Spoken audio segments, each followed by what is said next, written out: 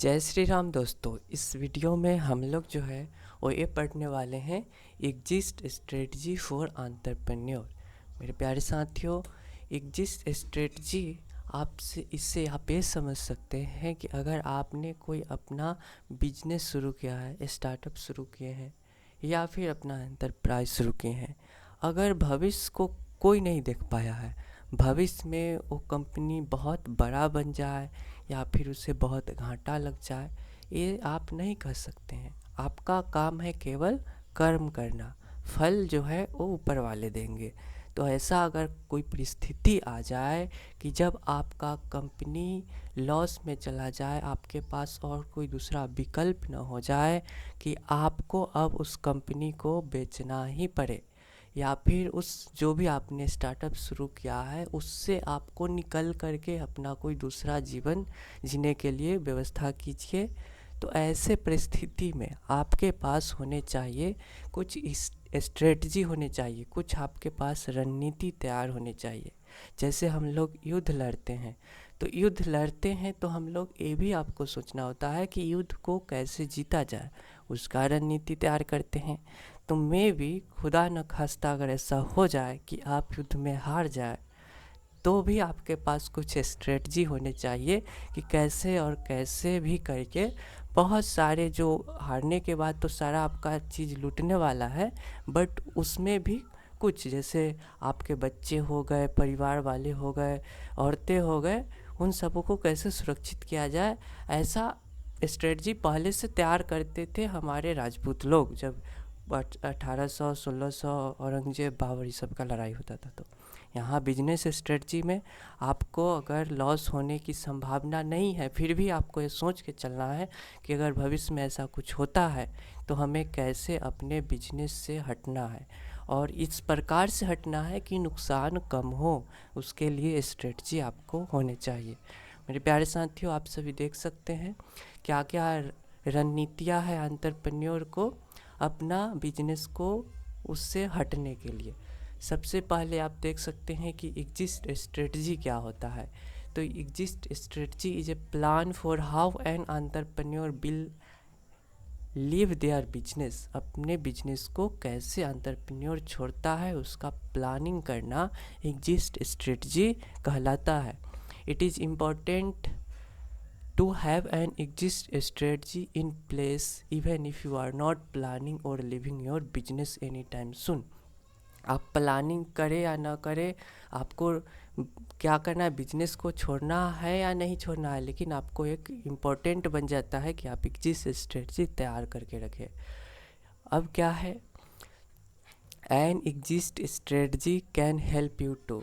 अब आपको exist strategy अगर आप बना लेते हैं तो आपको क्या क्या मदद मिल सकते हैं उसका यहाँ पे की पॉइंट दिया गया है। फर्स्ट है आपका maximise your profit. Exit strategy से आप लोग प्रॉफिट को अधिकतम से अधिकतम कर सकते हैं। अगर आप कोई बिजनेस को बेचना चाहते हैं, बेचना पड़ जाए, तो भी आप आपने स्ट्रेटजी जो कि पहले से ही बना लिया है तो आपको प्रॉफिट जो है वो अच्छा मिल जाएगा। अगर आप बिजनेस स्ट्रेटजी नहीं बनाते हैं, पहले से प्लानिंग नहीं करते हैं, तो आपको बहुत ही कम दामों में बिजनेस को बेचना पड़ सकता है। बट अगर आपने बना लिया है स्ट्रेटजी तो आपको मैक्सिमम से मैक्सिमम उस मिनिमम के अपेक्षा में सेल कर सकते हैं।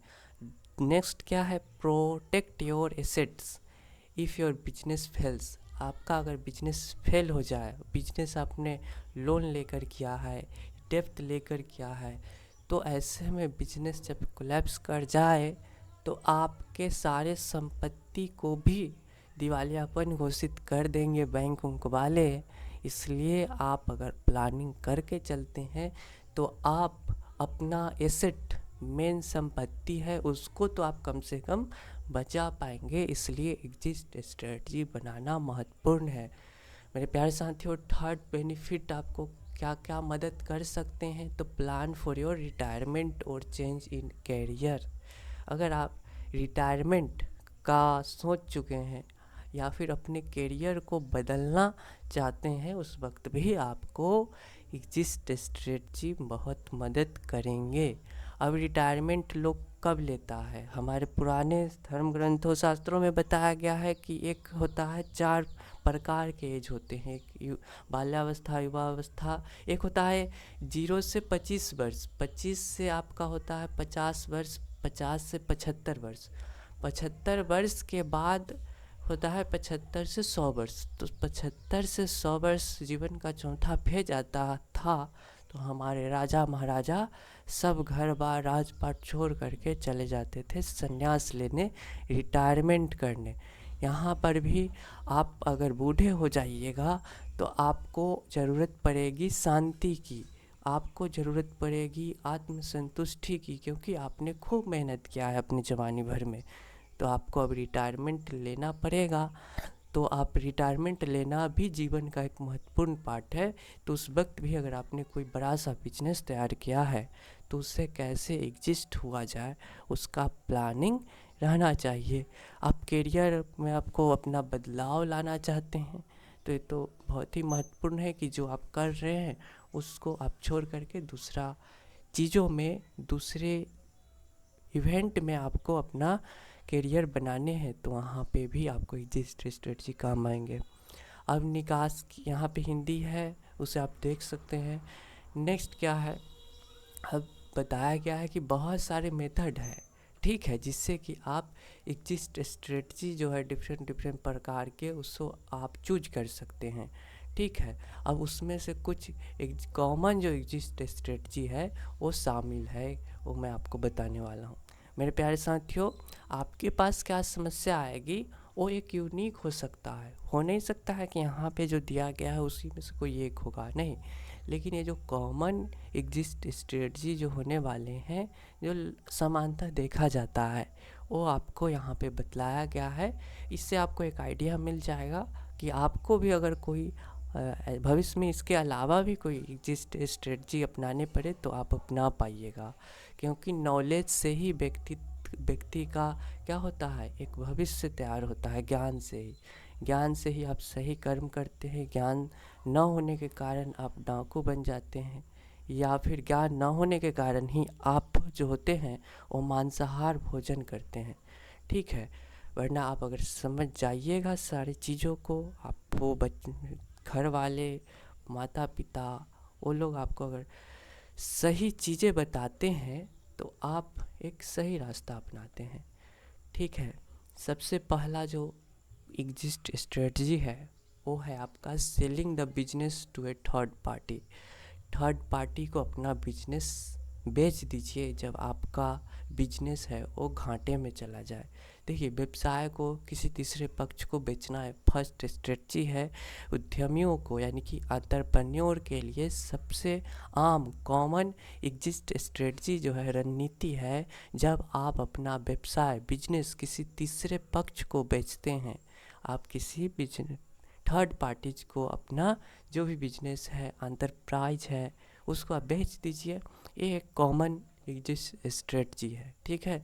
तो आप आमतौर पर अपने व्यवसाय यानी बिजनेस के लिए उच्चतम मैक्सिमम प्राइस प्राप्त कर सकते हैं। हालांकि अपना व्यवसाय बेचना एक लंबी और जटिल प्रक्रिया भी हो सकती है। ये नहीं है कि व्यवसाय को अपना बेच देना, अपने जो धंधा किया है उसे 1 मिनट में ही बेच देना या 1 दिन में ही बेच देना, ये आसान काम नहीं है, यह कठिन काम हो सकता है। जैसे कि पहले तो आपको कोई व्यक्ति लेंगे कि नहीं उस बिजनेस में, वो अपना भविष्य तैयार कर सोच रहे हैं कि नहीं, वो थर्ड पार्टी वाला व्यक्ति पहले तो वो डिसाइड करेगा कि मैं इस बिजनेस को लूँ या ना लूँ। अगर तैयार भी हो भी जाए कि इस बिजनेस को मैं खरीदूँगा, तो अब क्या करेगा, बहुत सारे लोग ऐसे होते हैं जो आपको प्राइस आधा का आधा करके देंगे, जो उसका एक्चुअल प्राइस होगा उससे कम से स्टार्ट करेंगे। फिर मोल मलाई जो होता है वो करना, उस सब में जटिल प्रक्रिया होती है, कुछ कानूनी प्रक्रिया भी होती है। ये सब आपको कॉम्प्लेक्स बनाते हैं और एक लेंदी प्रोसेस बना देते हैं थर्ड पार्टी को बिजनेस बेचना। तो ये फर्स्ट एग्जिट स्ट्रेटजी हो गया। मेरे प्यारे साथियों, आपके लिए दूसरा जो एग्जिट स्ट्रेटजी है वो है आपका going to public through an IPO. आप देखिए, आपको क्या करना है, आईपीओ का मतलब होता है इनिशियल पब्लिक ऑफरिंग। इसमें आपका क्या होंगे, तो जब आपका जो कंपनी है वो घाटा में चला जाए, आपको पैसे की ज़रूरत पड़ जाए, तो एक अच्छा माध्यम होता है कि आप अपना जो भी स्टॉक है उसको पब्लिकली कर दीजिए। अब उसे लोग खरीद लेंगे, शेयर को खरीद लेंगे। ठीक है, पैसे की आपको ज़रूरत पड़ी तो अपने सारे एसेट तो नहीं बल्कि जितने सारे मापदंड है उन सबको क्या कीजिए, पब्लिकली कर दीजिए। अब लोगों को पसंद आएगा तो आपके स्टॉक को खरीदेंगे, बाई करेंगे, वो आपके शेयर होल्डर बन जाएंगे। मतलब अपना मालिकाना हक जो होता है वो पब्लिक को दे देना, जिसको उसमें रुचि होगी वो खरीद लेगा। तो ये भी एक एग्जिस्ट स्ट्रेटजी है। ठीक है, देख लीजिए क्या है। तो प्रारंभिक सामाजिक पेशकश आईपीओ बोला जाता है तब होती है जब एक निजी कंपनी, प्राइवेट कंपनी जो होती है वो एक स्टॉक एक्सचेंज पर जनता को अपने शेयर बेचती है। ठीक है, यह आपके व्यवसाय के लिए पूंजी जुटाने, कैपिटल को रेज करने में, आपके जो भी उसकी दृश्यता है, विजिबिलिटी है, उसको इंक्रीज करने में मदद करती है। एक ग्रेट माध्यम है, ग्रेट वे है। गोइंग टू आईपीओ, पब्लिक क्या करना, इनिशियल पब्लिक ऑफरिंग करना एक बहुत ही अच्छा माध्यम है। However going public can be also expensive and time consuming. जब आप आईपीओ लॉन्च करते हैं तो यह एक क्या है, बहुत ही खर्चीला माध्यम होता है। इसमें अपने सारा कंपनी का डाटा पब्लिकली करना होता है, सब कुछ लोगों को बताना होता है, कंपनी कब से स्टार्ट हुई, क्या क्या इसमें भविष्य में बेनिफिट्स होने की संभावना है। तो इन सब से टाइम कंज्यूमिंग तो होगा, साथ में खर्चीला भी पड़ेगा। ठीक है, तो इसके बारे में भी हम लोग जान गए। अब हम लोग का जो थर्ड एग्जिस्ट स्ट्रेटजी है वो क्या है, तो merging with acquiring another company. ये क्या है, मर्ज करना यानी कि विलय कर देना। जैसे आपने देखा होगा कि इलाहाबाद बैंक एवं बहुत सारे और बैंक थे, उनका मर्ज कर दिया गया किसमें, तो इंडियन बैंक में कर दिया गया। उसी प्रकार से 3-4 बैंक को एसबीआई बैंक में विलय कर दिया गया, मर्जिंग कर दिया गया। क्यों किया गया, क्योंकि आपको पता होगा कि भारत में ऐसे ऐसे बहुत सारे समस्याएं देखने को मिल गई। जैसे नीरव मोदी पैसे लेकर भाग गया, विजय माल्या बैंक से लोन लेके भाग गया, कोई आपका सहारा कंपनी होता है वो सभी बहुत सारे धोखाधड़ी करके भाग गए। तो ऐसे में सरकार ने ये सोचा कि बहुत सारे बैंक रहने से यहाँ पे सोसाइटी में, कंट्री में उससे उतना बेनिफिट नहीं होने वाला है, इसलिए सबको मर्ज करके एक बैंक बना दिया जाए ताकि भविष्य में दिवालियापन बैंक ना हो। तो यही होता है मर्जिंग। ठीक है, तो मेरे प्यारे साथियों, मर्जिंग वाला आपने चीज़ें जान गया है कि जब भी किसी भी बैंक को अगर ये खतरा होता है कि भविष्य में वो बेनिफिट नहीं कमा पा रहा है, तो उस बैंक को किसी अच्छे वाले बैंक में मर्ज कर दीजिए, वो मिल के काम करेंगे। ओके, आपको एक और एग्जांपल देता हूँ। जैसे जियो जैसे ही मार्केट में आया, 4G लॉन्च किया, पूरे जितना सारे सिम वाले टेलीकॉम इंडस्ट्री थी सबको उसने तबाह कर दिया।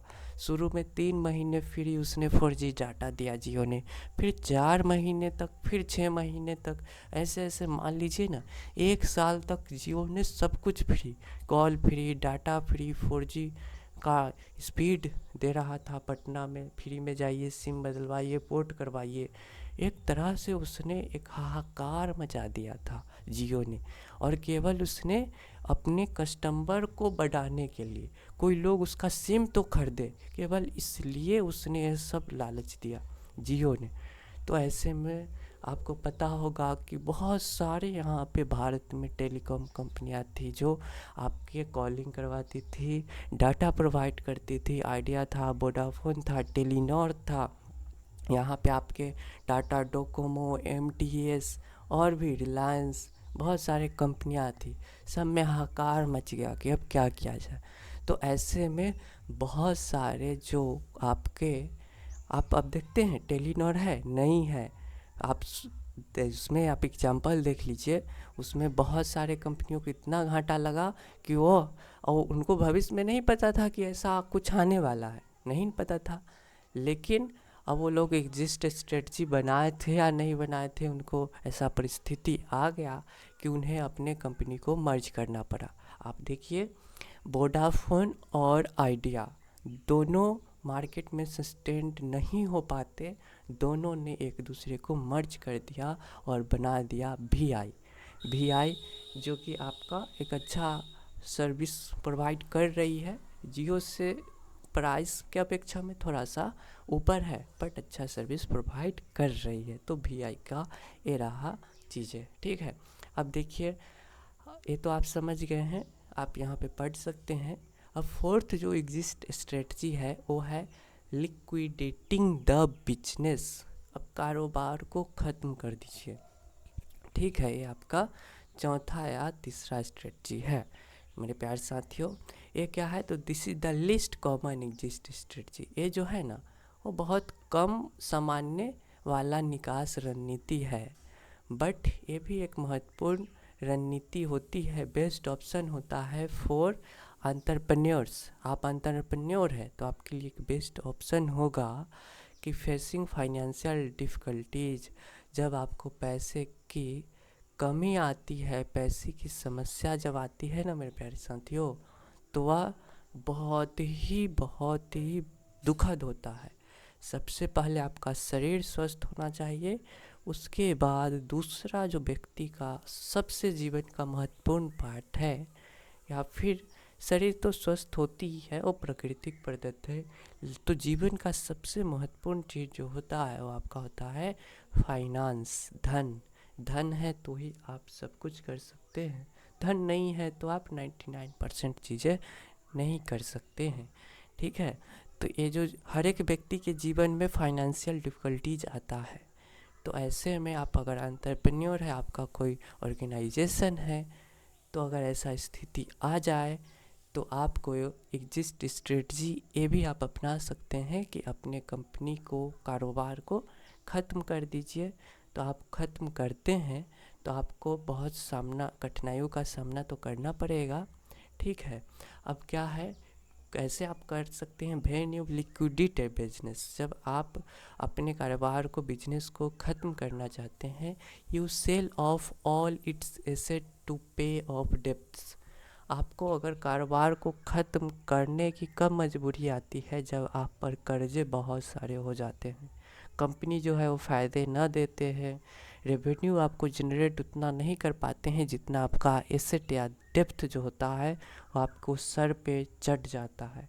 तो ऐसे में आपके पास कोई उपाय नहीं बचता है, तो आप अपने बिजनेस को ख़त्म कर दीजिए, और उससे जो भी चीज़ें आता है उससे आप अपने कर्ज को चुकता कीजिए। जब आप किसी व्यवसाय का परिसमापन करते हैं, उसको लिक्विडेट करते हैं, तो आप ऋण चुकाने के लिए उसकी संपत्ति बेच सकते हैं। संपत्ति को बेच करके ऋण को चुकाइए, कर्ज जो हो गए हैं उसको चुका दीजिए। तो ये थे आपके चौथे एग्जिस्ट स्ट्रेटजी। पांचवा जो आपका एग्जिस्ट स्ट्रेटजी जो है मेरे प्यारे साथियों, वो है आपका क्या है, तो passing the business on to the family member और एम्प्लॉय। ये भी आपका एक अच्छा बिजनेस स्ट्रेटजी है एग्जिस्ट होने का। भविष्य में आपके पास फाइनेंशियल दिक्कत हो, कंपनी उतना बेनिफिट नहीं कर पा रही है, कोई आपके रिलेटिव में समस्या आ गई हो, आप अगर ये बिजनेस को नहीं चलाना चाहते हैं, तो आप अगर कंपनी को बेचिएगा, ऑर्गेनाइजेशन की नीलामी कीजिएगा, कारोबार को ख़त्म कीजिएगा, तो वह एक बहुत ही आपके प्रतिष्ठा पे पड़ती है, ठीक है। तो व्यक्ति जो होता है वो सोचता है कि कब तक दूसरों को हंसने का मौका देने से अच्छा है कि इस कंपनी के जो लोग हैं ना, एम्प्लॉय है, कोई अच्छा एम्प्लॉय है, आपका भरोसेमंद है, उसके पास पैसे है, उसमें वो काबिलियत है, तो आप उसको थमा दीजिए, उसको पास कर दीजिए अपना बिजनेस, या फिर आपको किसी कारणों बस उससे हटना है उस कारोबार से, तो आप देखिए कोई आपके फैमिली मेम्बर में है जो इस कार्य को कर सकता है, इसमें वो एबल है, तो उसको भी आप अपना बिजनेस थमा दीजिए। क्यों? क्योंकि पब्लिकली आने से आपका एक बुरा प्रभाव पड़ता है, पेपर में छपाई पड़ती है कि ऐसा ऐसा घटना घट गया। तो उससे बेहतर है कि अपने एम्प्लॉय, अपने ही लोगों को, उस कंपनी को टर्नओवर कर दीजिए, उनको थमा दीजिए। This is a good option for entrepreneur. ये जो है अपने फैमिली मेम्बर को या एम्प्लॉय को अपनी कंपनी को पास कर देना, उसको थमा देना, यह एक बहुत ही अच्छा ऑप्शन है, अच्छा विकल्प है। Who want to keep their business in the family. आप अगर चाहते हैं कि आपके फैमिली का लोग ही उस बिजनेस को रखे तो अच्छी बात है। Who want to ensure their employ have a stake in the business. उनके कर्मचारियों की व्यवसाय में हिस्सेदारी दे दीजिए। ठीक है, तो ये आपको सुनिश्चित करना होता है। मेरे प्यारे साथियों, अब ये 5 चीज़ें एग्जिस्ट स्ट्रेटजी हम लोगों ने देखा। अब क्या है तो the best exist strategy for you will depend on your individual circumstance and goals. अब एग्जिस्ट स्ट्रेटजी है, ये जो 4-5 मैंने बताया कॉमन एग्जिस्ट स्ट्रेटजी है, लेकिन आपके लिए आपके सर्कमस्टांस या फिर आपका लक्ष्य क्या है, उस पे आपका एग्जिस्ट स्ट्रेटजी डिपेंड करता है। It is important to weigh the pros and cons of each exist strategy before making a decision। निर्णय लेने से पहले प्रत्येक निकास का जो एग्जिस्ट स्ट्रेटजी है उसके आपको फ़ायदे और नुकसान पर विचार करना एक बहुत ज़रूरी बन जाता है। अब देखिए एक चीज़ और मैं आपको बता देता हूँ, आपको एग्जिस्ट स्ट्रेटजी चूज करने से पहले कुछ फैक्टर है उस पर आपको ध्यान देने की ज़रूरत पड़ती है। वो फैक्टर क्या है मेरे प्यारे साथियों? उस फैक्टर में आपके आते हैं the size and profitability of your business. अब आपके बिजनेस का कितना साइज है, कितना उसमें रेवेन्यू जनरेट कर रहा है, फ़ायदे में कितना रह रहा है, उस पर आपको विचार करने पड़ेंगे ना। ये आपका की फैक्टर हो सकता है जब आप एग्जिस्ट स्ट्रेटजी को चूज कर रहे होंगे। तो आपको ये भी चीज़ पे ध्यान देना होगा कि आपका एज क्या है और आपका फाइनेंशियल गोल क्या है। आपका एज मान लेते हैं अभी युवा ही है, आप 20-25 वर्ष के ही है, और आपका फाइनेंशियल गोल है कि करोड़पति बने, में भी इससे उतना संभावना नहीं है, लखपति ही आप रह जाइएगा इस वाले बिजनेस। इन सब चीज़ों पे विचार कर लीजिए। The state of the economy, आपका जो व्यवस्था, इकोनॉमी जो होता है धन, उसकी क्या स्थिति है उस पर आपको सोचना है जब आप एग्जिस्ट स्ट्रेटजी प्लानिंग कर रहे हो, तो चूज कर रहे हैं। तो फिर क्या है, और पर्सनल प्रेफरेंस। अब हर एक व्यक्ति का अपना अपना प्राथमिकता होता है, उन सब चीज़ों पे आपको कंसीडर करने हैं, विचार और विमर्श करने हैं निकास रणनीति चुनने के वक्त। ठीक है, अब क्या है, कुछ और आपको जानकारी दे देते हैं कि निकास रणनीति कैसे करते हैं। तो आपको अगर बाहर निकलना है तो ये इम्पोर्टेंट बन जाता है कि आपको फाइनेंशियल एडवाइज़र, ठीक है, या फिर वकील जो होते हैं उनसे, एक बिजनेस का वकील होता है, व्यावसायिक वकील, उन सबों से आप क्या कीजिए, कंसल्ट कीजिए, आप उनसे परामर्श कीजिए। ठीक है, एग्जिस्ट स्ट्रेटजी को आप अपनाते वक्त।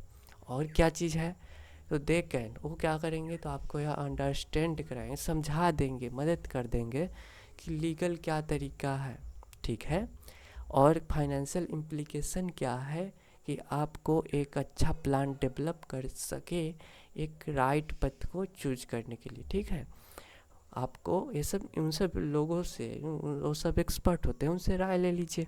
राय लेंगे तो आपको बहुत चीज़ें तो वो लोग बताएंगे जिससे आपको अधिक से अधिक वो प्रॉफिट करवा सकते हैं। आपको एक प्लान अच्छा सा दिलवा देंगे, आपको विचार बतला देंगे जिससे कि आपके लिए फ़ायदेमंद होगा और आप एग्जिस्ट स्ट्रेटजी अपना सकते हैं।